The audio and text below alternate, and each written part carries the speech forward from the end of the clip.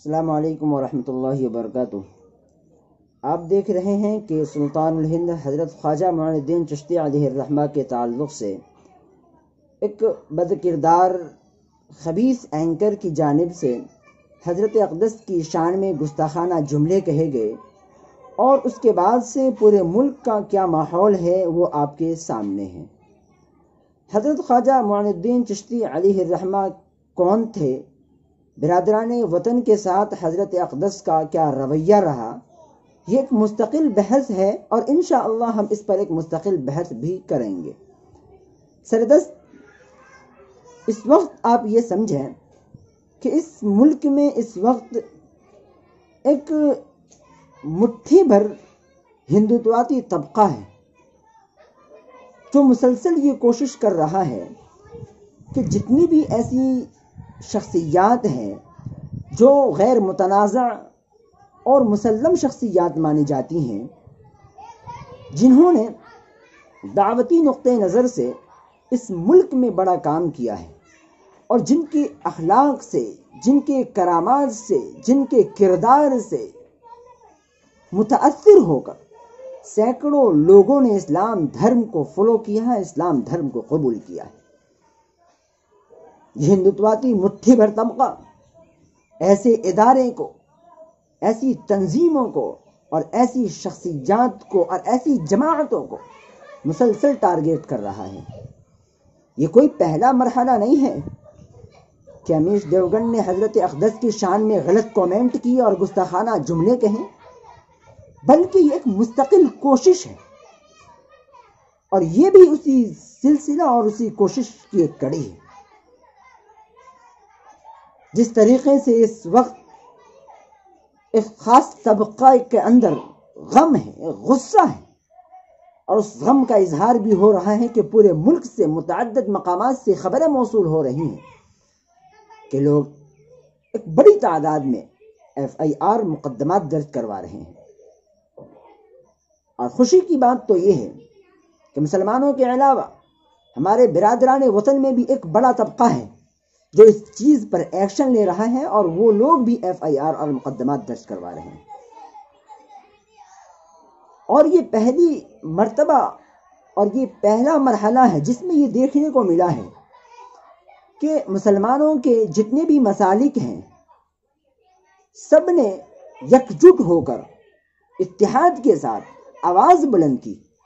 اور جس کا یہ نتیجہ ہے، جس کا یہ اثر دیکھنے کو ملا کہ وہ مردود معافی مانگنے پر مجبور ہوا، اور اس نے فوراً ٹویٹ کر کے معافی مانگا۔ اس سے بھی ہمیں یہ سبق ملتا ہے کہ اتحاد اس وقت ہمارے لیے کتنا قیمتی اثاثہ ہے۔ دارالعلوم دیوبند نے بھی پریس نوٹس جاری کر کے حکومت ہند سے سخت کارروائی کا مطالبہ کیا ہے۔ جو لوگ اس سلسلے میں کوشاں ہیں اور تحریریں دے رہے ہیں، وہ قابل ستائش ہیں، قابل مبارکباد ہیں، لیکن قانونی کوشش کے لیے صرف ایک تحریر دینے سے کام نہیں چلے گا، ایک آویدن دینے سے کام نہیں چلے گا، بلکہ اس سلسلے میں ایک مستقل کوشش کرنی ہوگی اور ایک مضبوط محاذ قائم کرنا ہوگا۔ جس طریقے سے ماضی میں تقریباً 3 سال پہلے ہم نے اور ہماری پوری ٹیم نے طارق فتح کے تعلق سے، طارق فتح کا جو فتویٰ شو تھا، ہم نے اس پر سخت ایکشن لیا اور قانونی کارروائی کی، اور اس کے خلاف ایک مضبوط محاذ قائم کیا، جس کا یہ اثر دیکھنے کو ملا کہ عدالت نے اس پر پابندی لگائی اور اس کو باہر نکالا۔ تو اس سلسلے میں ہمیں بھی ایک مضبوط محاذ قائم کرنے کی ضرورت ہے۔ قانونی کارروائی کی جو پوری پرتکریا ہے اور اس کا جو ایک پورا سسٹم ہے، اس پر عمل کرنا ہوگا۔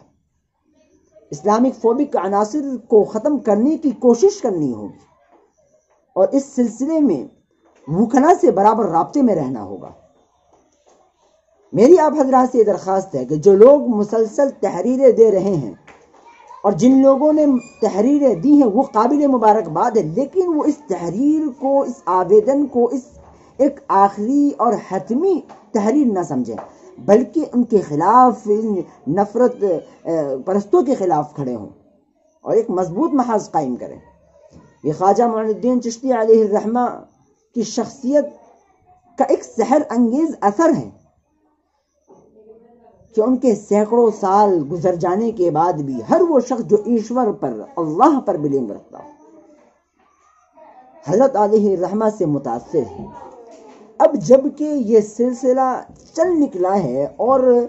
ملک کے متعدد مقامات میں لوگ بیدار ہو گئے ہیں، تو اب ضرورت ہے کہ کچھ ایسی تنظیمیں، کچھ ایسی جماعتیں نکلیں اور ایک مضبوط محاذ قائم کریں ان اینکروں کے خلاف جو شب روز اسٹوڈیو میں بیٹھ کر ملک کی گنگا جمنی، ملک کی اکھنڈتا کو تباہ و برباد، نیست و نابود کرنے کی کوشش کر رہے ہیں۔